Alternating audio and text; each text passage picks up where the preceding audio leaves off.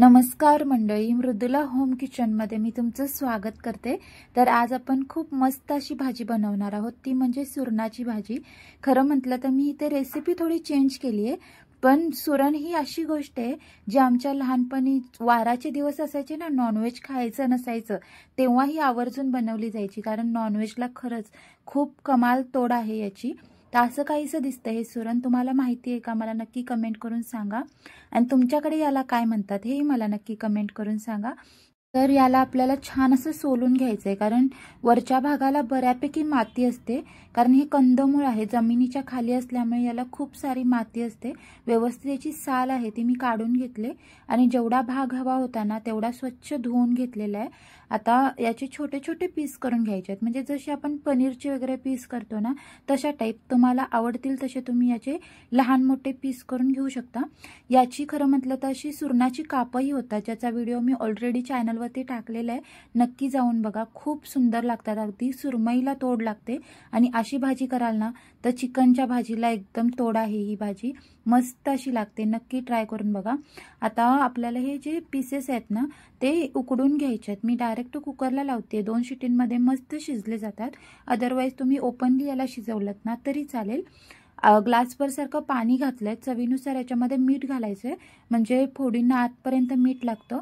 आणि मीडियम गॅसवरती आपल्याला 2च शिट्या करायच्या आहेत, कारण हे पटकन शिजलं जातं। खूप आपल्याला याला शिजवायचं नाही आहे, फक्त आतपर्यंत ते मस्त सॉफ्ट झालं पाहिजे, त्यामुळे 2 शिट्या इनफ होऊन जातात। आपण आता वाटणाची तयारी करूया। तिथे काही मी खडे मसाले घेतले, त्याच्यामध्ये 1 तमालपत्र, 4-5 मिरी, 2-3 लवंग आणि छोटासा दालचिनीचा तुकडा घेतलाय, आणि चक्रफूल असताना त्याचा 1 भाग घेतलेला आहे। आता सोबतच मी 1 हिरवी मिरची घेतली, 4-5 लसणीच्या पाकळ्या, आणि 1 मोठ्या साईजचा रसरशीत पिकलेला टोमॅटो, आणि 1 मोठा कांदा। कांदा आणि टोमॅटो आहे तो असा रफली कट करून घ्यायचा आहे, कारण आपल्याला तो पुढे वाटायचा आहे, वाटणामध्ये यूज करतोय, सो असा रफली कट करून घेतला तरी चालेल। आता एक मी पॅन घेतलंय, त्याच्यामध्ये अगदी चमचाभर तेल टाकायचंय, खूप जास्त नाही। तेल चांगलं गरम झालं की जे आपण खडे मसाले काढून ठेवले होते ते याच्यामध्ये घालायचे, सोबतच मिरची आणि लसूण आहे ती घालायचे। याच्यामध्ये तुम्ही अगदी पाव चमचा आलं घातलात ना तरी चालेल, पण स्पेशली मला याच्यामध्ये आलं आवडत नाही म्हणून मी घातलं नाहीये। आता याच्यामध्ये कांदा आणि जे टोमॅटोचे पीसेस होते ना ते घालायचे आहेत, आणि छान असे परतून घ्यायचे। हलके 1-2 वेळा परतले की याच्यावरती थोडंसं मीठ घालायचं, जेणेकरून टोमॅटो आणि कांदा आहे ते मऊ पडायला सोपं होऊन जातं। आणि अगदी हलके मऊ पडेपर्यंत यांना असं 2 ते 3 मिनिट परतून घ्यायचंय हाय फ्लेमवरती। छान असे कांदा आणि टोमॅटो मऊ झाले ना की फ्लेम आहे ती मीडियम करायचे, आणि याच्यामध्ये आपल्याला अर्धा ग्लास सारखं पाणी घालायचंय, म्हणजे हे म्हणजे ह्या ज्या सगळ्या गोष्टी आहेत ना त्या छान शिजल्या गेल्या पाहिजेत। आणि हे जे अर्धा ग्लास पाणी घातलंय ते बऱ्यापैकी आटेपर्यंत आपल्याला याला कव्हर करून मीडियम गॅसवरती शिजू द्यायचंय। एक साईडला आपलं हे वाटण होतंय, तोपर्यंत आपला कुकरही झाला होता छान, आणि थंडही झाला होता। तर मी त्याला ओपन करते, आणि तुम्ही बघू शकता पीस मस्त शिजून आलेले आहेत। लांबून बघितले तर बोनलेस चिकनचे पीस आहेत असंच वाटतं। तर आता याला छान असं गाळून घेतलं, यातील सगळं पाणी निथळणं खूप गरजेचं आहे। इकडे वाटणाचं जे पाणी होतं ते सुद्धा बऱ्यापैकी आटलेलं आहे, सो मी गॅस इथे बंद केलाय।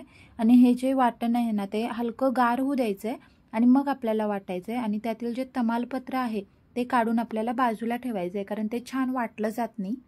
सगळं वाटण छान मिक्सरच्या भांड्यामध्ये काढून लागेल तसं पाणी घालून याला स्मूथली वाटून घेतलंय। आता हे वाटण आहे ना, तुम्हाला हवं तर तुम्ही गाळून घेतलात तरी चालेल, बऱ्याचदा गाळून घेतलं जातं, पण मी ते असं गाळून नाही घेतलंय, कारण बऱ्यापैकी ते छान बारीक झालं होतं त्यामुळे। आणि बघू शकता मस्त असा कलर आलाय वाटणाला। या वाटणामध्ये भरपूर सारा टोमॅटो आपण घातलाय, त्यामुळे ते कोणती दुसरी आंबट गोष्ट घालायची गरज नाही। पण जेव्हाही आपण सुरण बनवतो आणि त्याच्यामध्ये टोमॅटोचा यूज फारसा होत नाही, तर कोणत्याही आंबट गोष्टीचा वापर करणं खूप गरजेचं असतं, जसं सोल किंवा चिंचेचं पाणी, कारण ह्या सुरणाला थोड्याफार प्रमाणात खाज असते, तर ती आपल्याला जाणवू नये म्हणून याच्यामध्ये कोणतीही आंबट गोष्ट यूज करणं खूप गरजेचं असतं। ही खूप महत्त्वाची टिप आहे। आता मी सेम पॅनमध्ये या फोडी आहेत त्या अशा हलक्या फ्राय करून घेणार आहे। तेलावरती छान परतून घेतल्या ना की त्यांच्या बाहेरची जी म्हणजे बाहेरचं जे आवरण आहे ते हलकं क्रंची लागतं, आणि भाजीमध्ये ते चवीला खूप छान लागतं, म्हणून ही प्रोसेस करून घ्यायची। अदरवाईज तुम्ही अशा जरी ह्या फोडी भाजीमध्ये यूज केलात ना तरी चालतं। आता त्याच पॅनमध्ये पुन्हा मी चमचाभर सारखं तेल घेतलेलं आहे. तेल चांगलं गरम झालं की याच्यामध्ये चमचाभर जिरं टाकायचं आहे. गॅस आहे तो एकदम बारीक करायचा आणि मग याच्यामध्ये चवीनुसार लाल तिखट टाकायचं आहे. मी 2 चमचेच लाल तिखट टाकलं आहे कारण आपण वाटणामध्ये हिरवी मिरची वापरली होती. आता हे जे वाटण आपण करून ठेवलं होतं ते याच्यावरती घालायचं आहे आणि छान मिक्स करून घ्यायचं आहे. गॅस आहे तो बारीकच ठेवायचा आणि मिरची पूड आहे ती तेलावरतीच घालायची आहे कारण तेलावरती मिरची पूड घातली ना की भाजीला कलर खूप छान येतो.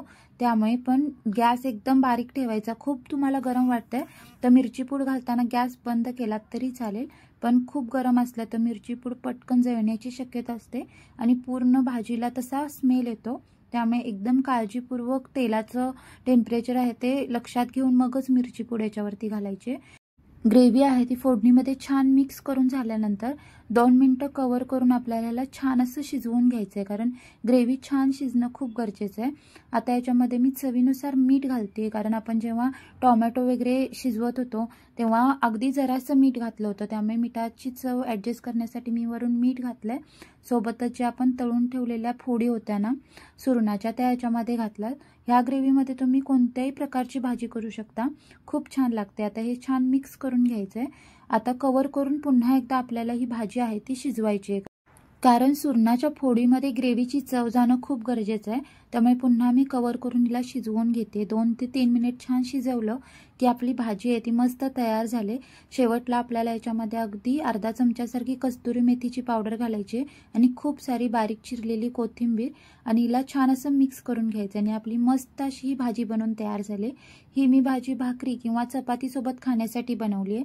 तुम्हाला जर ही भातासोबत सुद्धा खायची असेल ना तर ह्याची कन्सिस्टन्सी आहे ती पाणी घालून ॲडजस्ट केलं तरी चालतं. फक्त पाणी घालताना गार न घालता उकळतं घालायचं म्हणजे कुकिंग प्रोसेस सेम राहते आणि भाजीची चव बदलत नाही. त्यामुळे इथे आपली बघू शकता मस्त अशी भाजी बनवून तयार झालेली आहे. अगदी चविष्ट होते. नक्की ट्राय करा. जर आवडली रेसिपी तर रेसिपीला नक्की लाईक करा, शेअर करा. चॅनलवर नवीन असाल तर चॅनलला नक्की सबस्क्राईब करा, बेल आयकॉन दाबा आणि अशाच रेसिपीसोबत आपण पुन्हा भेटू. रेसिपी बघितल्याबद्दल धन्यवाद. Bye bye.